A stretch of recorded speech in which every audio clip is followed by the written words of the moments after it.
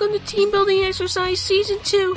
Yeah, Jack, Rob, and Coach made it through all the factions, and they still came back for more. So this time, they're doing elite lists. I wouldn't want to play any elite people, but what do I know? In this show, these fools look at the special space the Elite Forgefathers. Welcome to Season 2 of Team Building Exercise. We're back, people. And this time around, we have a special thing. As you know, Coach is on the Rules Committee, so he'll be no longer on the show. So it's just me and Jack. Say hi, Jack. Hi, Jack. And our new co-host. I'd like to introduce everyone to Coach. Coach, say hi to everyone and introduce yourself. Oh, man. I started to get nervous there for a second. I thought it was the official Pink Slip episode. No, you're a new person. What are you talking about? This is Coach, not Coach. Jeez. Oh, okay. I guess I will not be brash anymore. That's right. We had to get rid of the old coach and got a new coach because the old coach was brash. All right. Well, our journalistic integrity is intact now. So that's right. With no further ado. So, this is Season 2, so there's going to be some changes to the list since we have a lot less selection on these lists. We're going to change it around. We're going to talk about special abilities and the actual leaders, and then we'll get into what our lists end up being, because it should be all very similar, because there's not, like I say, not much selection. So, to start off, we're going to have Jack talk about, this time it's Forgefathers Elite List, as Georgie let you know, but it's Bjarn Starnafall. Jack, please. Tell us all about Bjarn Starnafall. Bajam Starnfall. His Pajama Bama. We just call him BJ. BJ. Okay. Yeah, he's moves 1-2, shoots 4+, fight 6+, save 3+. He's got tough and 1 armor. So nice. So that's nice. That's nice. Recon 5+, not great, pretty average. In fact, that is average. I like the Mining Laser, AP2, and the Hammer Fist Orbital Drop Arm. Yeah, that's what I'm going to throw over to Rob. Well, one thing about John that I overlooked a few times until I really looked into it, and then I actually I asked Tim about it. He doesn't have a tactician, so you're only getting 3 command dice. Oh yeah. He's tactician 0. I never even thought about that. Yeah, that's weird. Yeah. So it is weird, and I know we're going to talk about the Fist of the Angry God. We'll talk about that later, but it makes it harder to actually do that. Yeah, that I never even thought about that. I never even noticed that he didn't have tactician. Yeah, and you know what's it's I think him and the Piper are the only ones. And we'll talk about him in the future. Yeah, I'm saying that share the fact that they don't bring any extra command dice. And for 30 points as a cost, he's expensive, but not outrageously so. Right. But the 4 of VP, that's a pretty hefty sum. Yeah. Yeah, that's pretty crazy. Yeah, I think he's 3 points, and then they're going to give you +1 VP because of the special splat. So I'll be the one to ask, do you think the Rules Committee forgot to put tactician on those guys, or they did it on purpose? No, they said it was done purposefully for whatever reason. I never really got a reason. It's just, he is tactician 0. He's, just the way it is, because he's a merc, but he's not a merc in this. But so. You said the other ones do have tacticians, all the other elitists. So. Yeah, I would make sense if none of them had it. That would explain it more, but it's just kind of strange. I guess Bjarn doesn't play well with others. I guess not, but even though he's still pretty good. Oh yeah. The only thing I don't like is that I know we're going to talk about the Hammerfist Drop Troopers. He does not have a hammer. I think that's right. I think he should. I know he's not modeled with one, but for us, that's a quick fix. And he has no weapon option, so you couldn't even buy him one if you really wanted to. Yeah, I mean, you don't really need one with the Mining Laser, which is range 4 AP2, which is awesome. But I think he should have a melee weapon, especially with a fight of 6. Yeah. So maybe it's because it's Hammer Fist, not Fist Hammer. He hammers people with his fist. Then the hammer fist drop troopers they have hammers though, so they shouldn't have hammers either. They're hammer fist drop troopers with hammers. They should be called fist hammer drop troopers. Or trooper drop fist of the hammer. So now it's silly. No, that's just insane. No, I'm sorry. I go too far sometimes. So the hammer fist drop troopers, they're 28 points, so they almost cost more. Like they're only 2 points less than Bjorn himself. They're specialists, of course. Right. Same speed, 1-2. Fight 4+, shoot 4+, fight 5+, survive 4+, armor 1, because they are just, what's it called? Forge guards. Although Forge guards have armor too. Aren't they Forge guard? They're Forge guard models, aren't they, with just jump packs? Yeah, basically. So yeah, I got, well, you guys got them too. So my fellow Forge Father players out there, they're basically, you take the Forge guard, kit, and you'll get the backpack, shoulder pads, and the, mining laser is in metal. And you just basically put that on top of that Forge guard armor. So, the hammer fist drop troopers are 2 points less. They got a better gun. They do not have life support, but they do have a forge hammer, but they do have the drop armor. Yeah. But I guess maybe it's because the backpack, you can shoot the backpack. That's why the armor is less 1. That would make a little bit of sense. But yes, so you talked about the hammer fist orbital drop armor. Please explain what that does, Coach.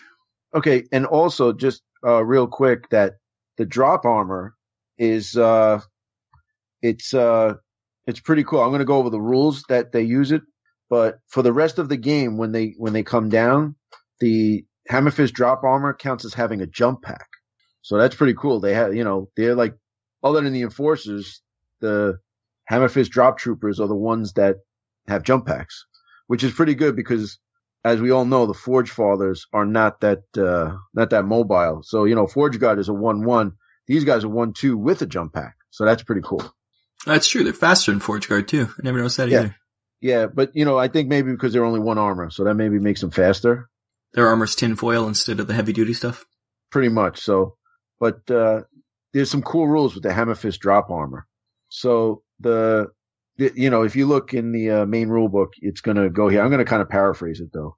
So the way it works is a model that's on the field already uses a special action to call in the drop armor. So it's an orbital drop armor. They're dropping out of, I guess, one of the Forge Father sky cruisers or something like that. They're coming out of orbit, which would be kind of cool. It's like, you ever see that guy on Google jumps from space and he parachuted? Oh, yeah. I see them doing that. Now they must be dropped into an empty cube. Okay. So no models around it. Now here's the cool thing. When they drop into that cube, all surrounding enemy models, or all, I guess everybody, all surrounding cubes are hit. So let's say there's 5 enemy models surrounding this one cube. You decide to drop them in there. Everyone has to take a 3 dice. So the hammer fist guy rolls a 3 dice 4+ test for the strength of the attack. The surrounding models have to roll survive. And, that's pretty cool. And then the target model is thrown directly 1 cube away from the hammer fist model and is pinned. Oh my goodness. That's so cool. So basically superhero drop, 3 dice 4+, you get pushed away and pinned. That's the regular drop fist armor. And they come on the board as a special action, you said, right? Yeah. So basically one of the guys that's already on the board calls them in. So you could have, you can have a troop, let's say a militia, say, all right, I'm using a special action. I'm calling in a drop trooper, and you drop them in. So it's pretty powerful. I think that's why they're 28 points. Yeah. It's like throwing a frag in. Right. So that's the regular hammer fist drop armor rule, but the Fist of the Angry God takes it to another level. Okay. So basically the difference is, you can deploy anywhere on the board, just like the other one, but you can drop into a cube that has models in it. So the other one you couldn't, but this one you can. All right. The opponent models are hit with a frag 4 in the cube. Anybody in the cube is hit with a frag 4. So I guess, the force of the impact just does that. And then all models are thrown and pinned. And then if, let's say the guy's thrown but he's still alive and he's in the cube with you, you initiate a fight with that guy. But you fall in, the guy bounces, let's say, off the wall, so he gets a frag 4, then he's got to get slammed into the wall damage. Still in the cube with you, you're going to fight him. You get a +1 for entering the cube and a +1 because he was pinned. So you're rolling 5 dice minimum on that. Yep.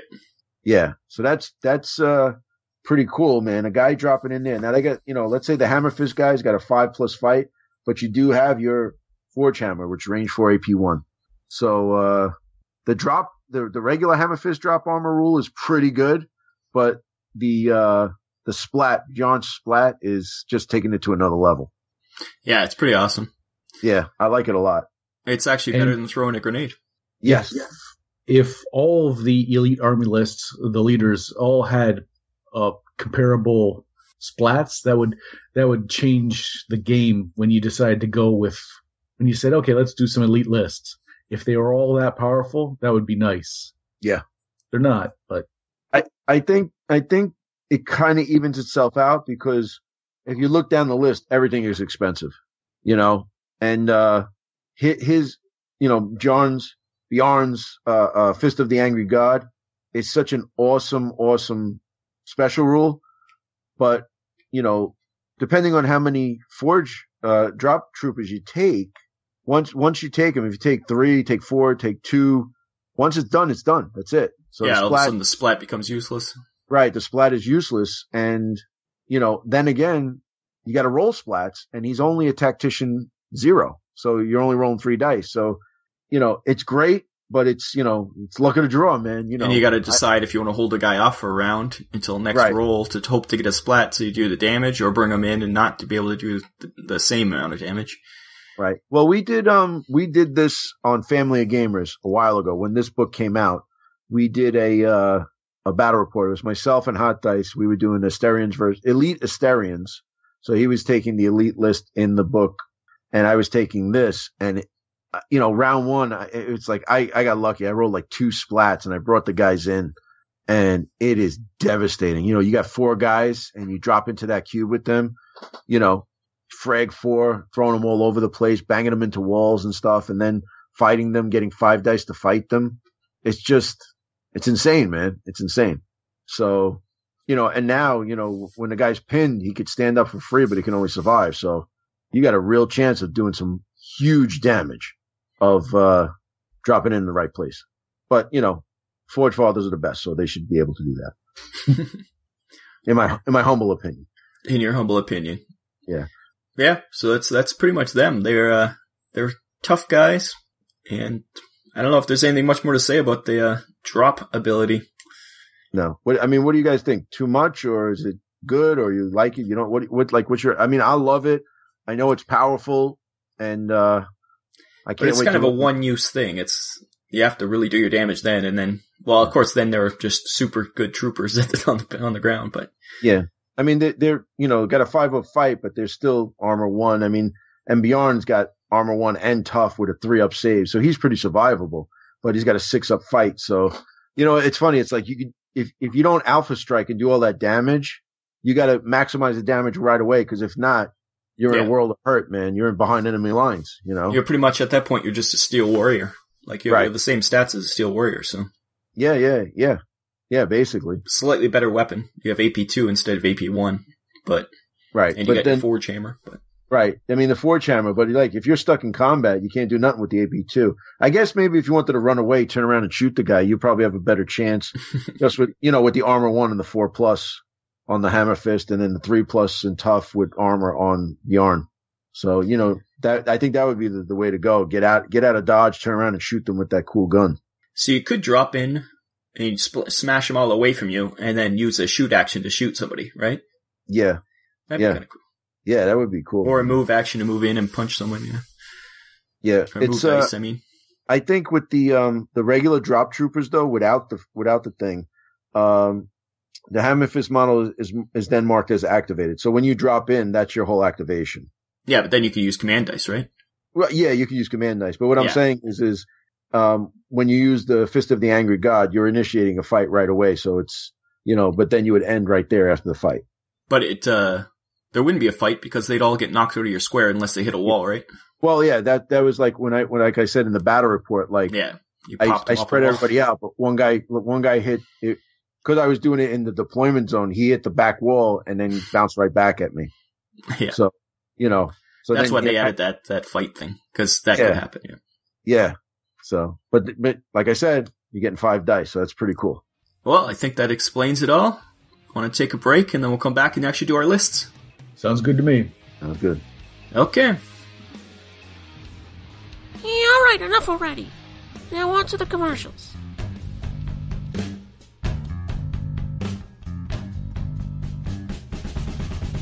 Oh man, that was a good roll. Hey Georgie, what are you watching?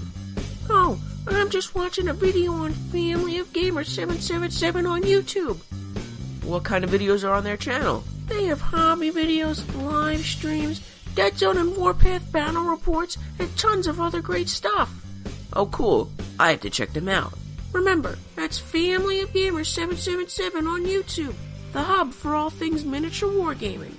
So Georgie, what's your favorite video on their channel? I love them all so much. To pick just one, what do I know? All right, what up? Coach here. I got my buds, Jack and Rob, and we are doing my favorite, the Forgefathers, but we're doing the Elite List, Season 2. And now we're going to kick it over to Jack with his keen intellect and knowledge of Deadzone. He's going to give us a fantastic list. I can't wait for it. So what you got in store for us, Jack? Hey, everybody. Okay, so obviously we start with Pajam. I followed that up with 4 militia. 4 militia. The militia are, for basic troops, they're fantastic. Probably some of the best in the game as just a stock troop. 14 points. Not bad. Not bad. But they are just a troop tax. Because obviously you're going to want to go with the hammer fist drop armor. Those drop troopers are what Pajam is. That's Pajam's jam. Pajama jam. His pajama jam. His pajama jam. And so 28 points. I took 3 of them. Nice. I didn't want to put all my eggs in one basket, but for 28 points, the orbital drop right off the hop is a orbital drop right off the hop. Is nice, but they're good. They're basically steel warriors now that they've come in and wrecked up. They're now, it's still a decent trooper. So 4 militia at 14 points each. Got 3 hammer fist at 28. I'm just checking my math right now. Okay. I was like, did you Jesus drop Christ, off? if I just made a mistake. What happened? What are you adding at the end here? 14 times 4 for my... I can tell you right now, if you're adding a Forge Guard, it works. Okay, for 200. Okay, yes. It didn't... Okay. Math, not my strong suit, and I just wanted to double check before. Okay, I apologize. That is all on me. Okay, so 3 hammer fist drop troops, and last but not least, because I want to have some survivability and someone on the ground that, should things go pear-shaped, can still call down the troops. I took 1 Forge Guard stock, no rocket launcher, none of the stuff I would normally like to kit him out with. So that should bring me to a nice round 200 points. I'm very surprised, Jack, that you didn't take the Predator missile launcher on the shoulder. Yeah, I know you love that for the Forge Guard. I do, but the points would not allow it, and I think that the hammer fist, the drop troopers, they can reach out and touch someone better than that rocket ever could. If I had the points, oh sure, for sure, I love that. But yep, that makes total sense. Yeah, the Forge Guard are dynamite troops. Like I know they're specialists, but the life support and they're monsters. Yeah, and you know. Much- Even the Forge Guard, I love them stock, man. Like, you know, that game I played against Tyler, I took the Forge Guard Huskarl and then 3 Forge Guard just because I love them so much. Because even the greatest thing is when you walk through a Forgefather armory, they hand you a Hailstorm rifle, which is range 6 AP1, which I kind of agree with you, Jack. You don't even have to mess around with that. They got a great gun as it is. AP1, you could do rapid fire if you really needed to. Mm-hmm. And then if it comes down to it, you got to go hand to hand. All right, I'm giving you, 5+ fight, which we're not, we all love the 4+ fight, but 5+ fight is not terrible. But armor 2, and then the life support kicks in. Yeah, I mean, in the award show, I picked them as my favorite specialist, man, and that's why. And on that same show for our dream team, I took Forge Guard because they're just that good. They're just that cool. Yeah. Yeah, you can't go wrong. The only thing, the 30 points is a little, and 3 VPs. So when you lose it, you actually physically feel it. It's crushing. It's heart crushing when it happens. In your soul. Yeah. But, I love them. And basically the Hammerfist Drop Troopers are kind of like Forge Guard Light. A little bit. So hopefully my list is a little different, but I suspect with these elite lists, we're going to get a lot of similarities. Rob, what did you decide to take for your team building exercise season 2? I think I know. I have a guess, but I'm pretty sure I think I know who his leader is. Yeah, Jack's force is like you got your leader, then you got the troopers as a militia, then you got the commandos coming down, the drop troopers, and then you got a tank for the Forge Guard. You're like a nice combined force there. Yeah. But for myself, I did take Bjorn Starnfall, obviously, and I did also take 4 militia because once again it's troop tax. Mm. But I went all drop troop all the time. I took 4 Hammerfist drop troopers. Nice. One of them has ammo just to get to 200 points. But very similar. But Jack threw in that Forge Guard. I actually think that's probably a better idea. Like you say, you don't put all your eggs in one basket, but I do like putting all my eggs in one basket, and I like throwing the dice and rolling the bones and hoping I kill everything in the first round. So it's all drop trooping. I hope I roll 3 splats that first round, and that's going to happen. Yeah. Actually, once again, Jack's a good idea because you're only going to get 3 splats maximum, so having only 3 drop armors is probably the best way to go. Mm-hmm. If you have that 4th one's never going to get the frag, so unless you wait around. But I never thought that I might even get 2. But there's no way you're going to get. You'd have to be very lucky to get all 3 in the first round. Right. And then your opponent just be like, "What the? Come on." Mm. So very similar, but that extra Forge Guard I think actually is a better idea. Mm. So please, Coach. Except if you did roll all 3, and then you'd go, "Why didn't I?" Right. Yeah. Damn it, stupid Forge Guard with your life support. Yeah, you can't complain. Yeah. So please, Coach, tell us you did anything different than we did. Yes. Thank God. I'm starting to sweat a little bit. So, big surprise took Bjorn Starnfeld because we had to. But my God, Fist of the Anger God is so good. I went with 6 militia because honestly, the militia are the cheapest of the Forgefathers in general. And just so you guys know, I know just a little bit of news, I'll interject here. They are re-releasing the militia. Nice. New plastic militia. I think in either June or July. I don't remember exactly when, but I got it. Joe Neat let me know. He posted on Facebook, then I messaged him and he said, yeah, they're going to release them out. Something like a box of 10 or 30 or something like that. So that's awesome because also for Warpath. But, I have a ton of Steel Warriors and, Storm Rage veterans, but I do not have the militia. So I'm very happy that they're going to do that. It gives a little more on the table. You want to see the militia. You don't want to all right, well, these guys are, Steel Warriors. You want to be different for sure. Yeah. I like WYSIWYG. I've always tried to do that. So, and the great thing about Mantic is you just buy a ton of stuff, build a bunch of stuff, and then take, what you have to take. And if not, you buy another box for next to nothing. Yeah, it's so cheap. Yeah. Yeah, it's so good. It's so good. That's the, one of the greatest things about this company is good models at a good price. So the more, the better. So Bjorn, 6 militia. I went with not 1, not 2, but 3 Hammerfist drop troopers. Okay. 28 points apiece, 2 VPs. And I gave one of them ammo because I got 2 points left over. So usually I say I'll take the ammo and I give it to somebody, and then 90% of the time I forget. But that's the way it is. So what I'm thinking is, if we talk a little strategy here, the reason I built the list this way was I'm going to roll my command dice. I want to see where you're deploying. Okay. Whoever I'm playing, I got to see where you're deploying. Are you all bunched up or are you spread out? Depends on the mission too. Like, if you got one or two guys in the cube in your deployment zone, it might not be worth it to me to hit you with the Fist of the Angry God. Maybe call down the troopers, use my militia. Maybe if I don't get enough splats or I have +1 activations, bring these guys down, because although their gun is massive, right? AP2, the Inferno drills, they're only range 4.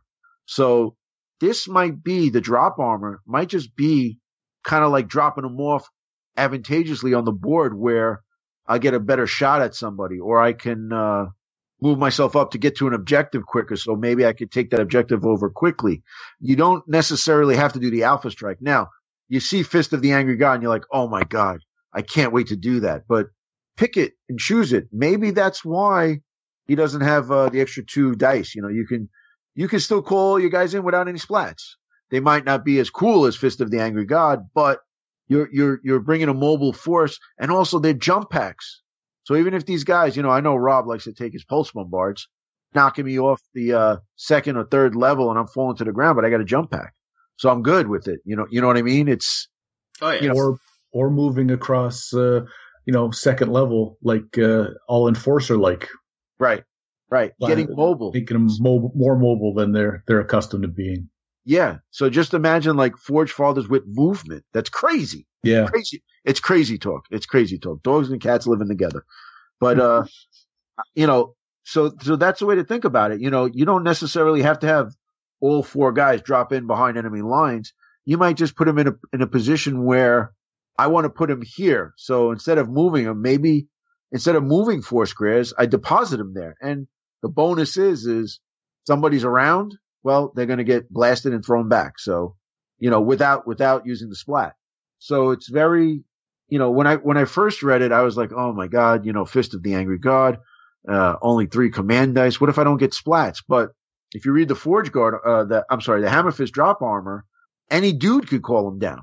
So it doesn't matter who it is.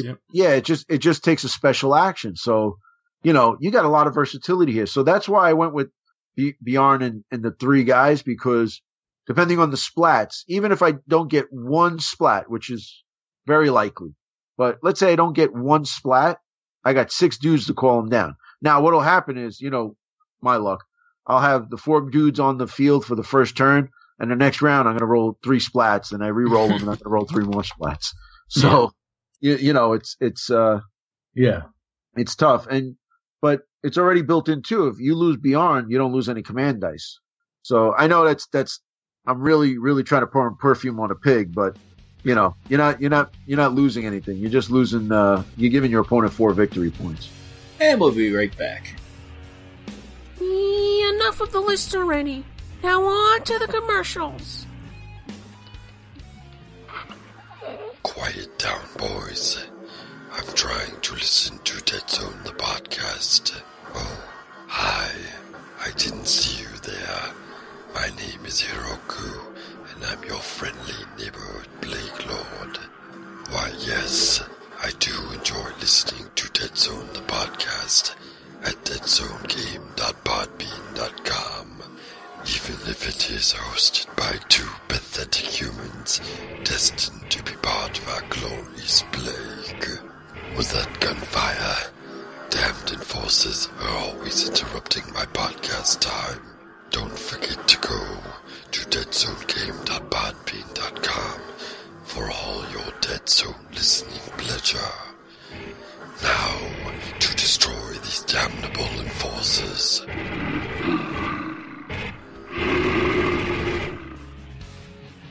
And welcome back from that commercial. Boy, was that rousing. That tingled my neithers quite a bit. Anyways, speaking of my neithers being tingled, we need to talk about some tactics. So let's do it.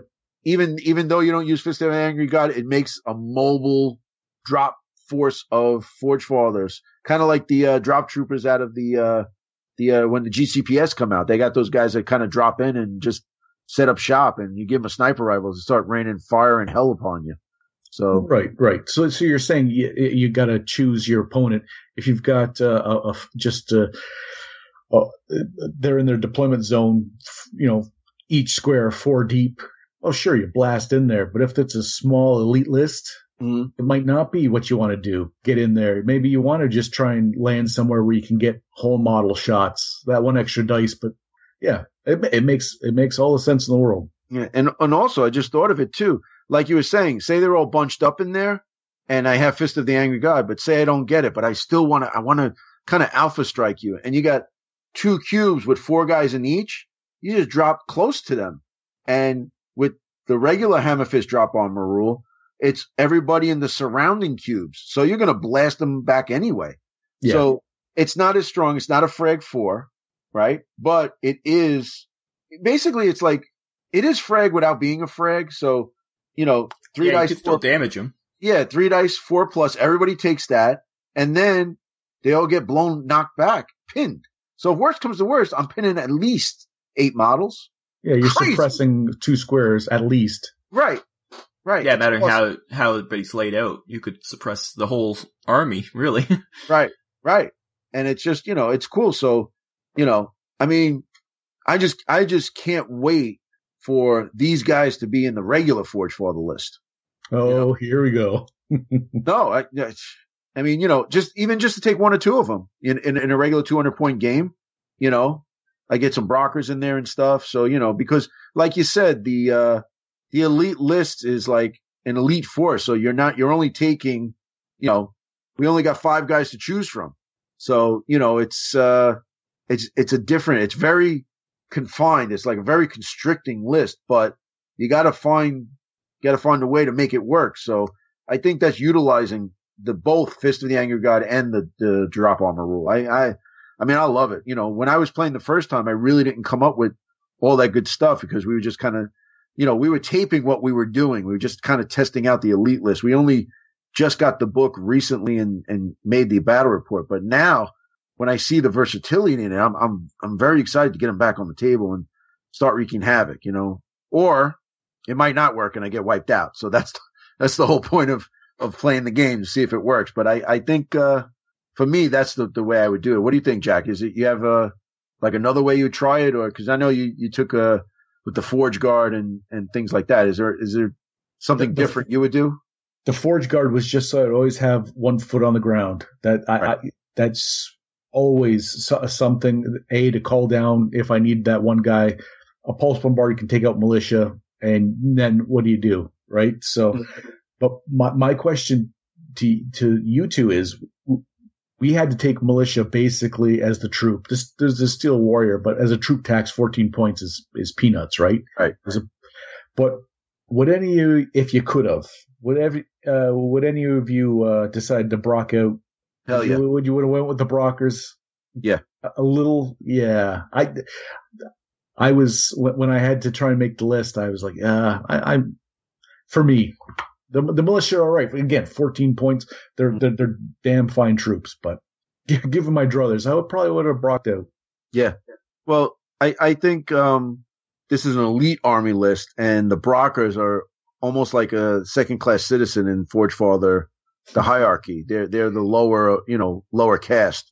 So I guess taking an elite army list, you're not taking the peasants. You're taking just the soldiers, because the Steel Warriors are the professional soldiers, and the militia, everybody has to fight. So they're kind of like the, you have to do your term of service before you can go back into the mines. So, and then the other guys are all just, professional warriors. The Forge Guard are the older guys, and the drop troopers are, Bjorn Starnfeld is he's like the spokesman and face for the Hammer Fist drop armor line. So he's a big celebrity, man. So he's not just taking low class citizens. He's taking, he wants to be surrounded by good guys, The question is though, the other elite lists, a lot of the, points are different, or they're, troops. Some specialists count as troops and stuff. Right. Do you find that this list is, limited because they didn't do that with this list? Yeah, it's a little constricting. I think maybe if you're going to do this, Maybe the Hammer Fist drop troopers would have been troopers. That might be. Well, you still need to bring guys to bring them in, so that would make sense. Right. Like you still need somebody to bring them in. They're not they're not overpowered because you need those militia. You need somebody to say, "Hey, come on in." So there is a tax on them automatically. You don't need to be a troop tax. It has to be a special action tax, really, right? Right. Well, so that would make a little sense, maybe. But then you could have took 3 drop troopers. I mean, I'm spitballing the math here, but you take Bjorn, 3 drop troopers, and 3 Forge Guard. I'm not sure if the math would work, but yeah, maybe. I'm saying, something like that, Yeah, or 2 Forge Guard, 3 drop troopers, something like that. Right, yeah.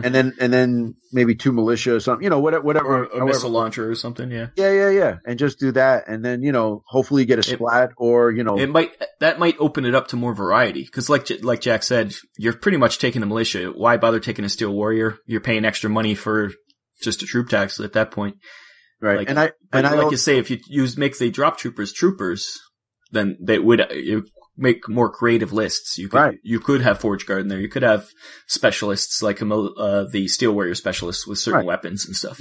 Yeah, you would take you would take BJ, you take 2 Hammer Fist, maybe 2 Forge Guard, and then just maybe kit them out like really make an elite list, like missile launcher and a magma cannon, or no man, my favorite, the auto cannon. Put an autocannon on the Forge Guard, 2 autocannons with, weight of fire and suppression, AP1. I mean, that's the best Forge Father weapon, I think. It's just, and it's not heavy. So. Once again, unfortunately, Hammer Fist drop troopers can only have small arms. I wish they could have had more variety in their weapons, too. Bring them in with something else, Yeah, but you know what, though? I mean, a Forge Hammer and an Inferno Drill. What more do you need, I guess? Yeah, I think you're good. I mean, range 4 AP2, AP2. Yeah, but what if you brought him in with like it burns weapon or something, so you drop in the middle of everybody and just start flaming them? Yeah, you could have variety in that way. Because the range wouldn't matter as much since you can get into close range with people. Right. So it might be fun to do something like that. Yeah, like get in there and just burn the hell out of everybody. Just set 2 cubes on fire if you have an extra command dice or something. Yeah. That would be. That might be fun. Yeah, but the thing is you'd have to use a shoot dice. Yeah. Because once you drop down, you're done. But even the next round, you're still in close combat with all those people. So if they don't attack you, or you can kill people attacking, you could start flamering people.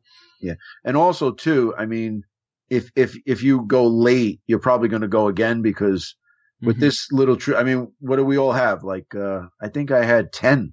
I think I had 9. Yeah, I think I had the most. Yep. Jack, how many guys were total? 9. Yeah, Jack was the same as me because he had a difference between Forge Guard and a drop troop. And I took the 6 militia. That's why I have 10. Mm-hmm. But so yeah, it's all right size force, but most likely you're going to be fighting somebody with more troops. Yeah, I just see it that the guys are more mobile, and then the militia, they move good. They can get where they got to get. The Steel Warriors, I think they're too expensive. 21 points is, I mean, for 7 more points, you're bringing a drop trooper. And what's the difference between them and like an enforcer? They're not much better than an enforcer, right? No, I think the whole thing is that they have an AP1 gun, but I don't think this warrants, Yeah. I mean, 16 points, you're paying an extra 6 points for that, AP1 rapid fire. And the enforcers have rapid fire. So yeah. So it's that's a lot of extra points for just AP1 because they have the same armor, same size, same speed. Right. I don't know about their stats; they're pretty similar though. No, it's exactly. Well, no, they fight on a 5 instead of a 6. Yeah. So you're not fighting with those guys most likely anyway. No. So yeah.